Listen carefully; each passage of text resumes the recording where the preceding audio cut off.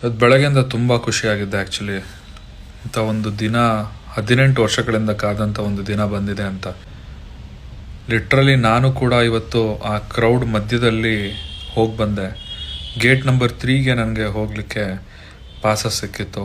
So ಆ gate 3 ಅಲ್ಲ, ಅದರ ಹತ್ರನೂ ನಮಗೆ ಹೋಗೋಕ್ಕಾಗಲಿಲ್ಲ. ಅಲ್ಲಿಂದ ಹೇಗೋ ಮಾಡಿ ಗೇಟ್ ನಂಬರ್ 10 ಹತ್ರ ಬಂದೆ. ಗೇಟ್ ನಂಬರ್ 10 ಹತ್ರ ಬಂದಾಗ ಅಲ್ಲಿ ಇನ್ನೂ ತುಂಬ ಕ್ರೌಡ್ ಇತ್ತು. ಒಂದು ಮೂಮೆಂಟಿಗೆ ನನಗೆ ಉಸಿರಾಡೋಕ್ಕೆ ತುಂಬ ಕಷ್ಟ ಆಯಿತು. ಐ ಲಿಟ್ರಲಿ ಫೆಲ್ಟ್ ಅದೆಷ್ಟು ಕಷ್ಟ ಆಗಿರ್ಬೋದು. ಆ 11 ಜೀವಗಳು ಆ ಒಂದು ಸ್ಟ್ಯಾಂಪೇಡಲ್ಲಿ ಪ್ರಾಣ ಕಳ್ಕೊಂಡಿರುವಂತಹ ಯಾರು ಇದ್ದಾರೆ, ಅವರ ಆತ್ಮಕ್ಕೆ ಶಾಂತಿ ಸಿಗಲಿ ಅಂತ ನಾನು ಕೇಳ್ಕೊಳ್ತೀನಿ. ನಿಜವಾಗ್ಲೂ ತುಂಬ ಬೇಜಾರಾಗ್ತಾಯಿದೆ. ಐ ಡೋಂಟ್ ನೋ ಇದಕ್ಕೆ ಯಾರು ಹೊಣೆ ಅಂತ ಹೇಳೋದು ತುಂಬ ಕಷ್ಟ ಆಗ್ತಾಯಿದೆ. ಕರೆಕ್ಟಾಗಿ organise ಮಾಡಲಿಲ್ವಾ?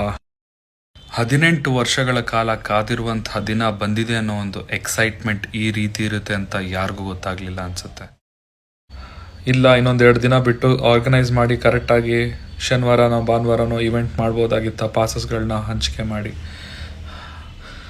I really don't know. But ಇನ್ನೂ ಯಾರ್ಯಾರು ICUಲಿ ಕ್ರಿಟಿಕಲ್ ಕಂಡೀಷನ್ ಇದ್ದಾರೆ ಅವರೆಲ್ಲರೂ ಹುಷಾರಾಗಿ ಬೇಗ ಬರಲಿ ಅಂತ ಪ್ರಾರ್ಥನೆ ಮಾಡ್ತಾ 11 ಜೀವಗಳಿಗೆ ಆತ್ಮಕ್ಕೆ ಶಾಂತಿ ಸಿಗಲಿ ಅಂತ ನನ್ನ ಮಾತನ್ನ ಮುಗಿಸ್ತಾ ಇದ್ದೀನಿ. Thank you.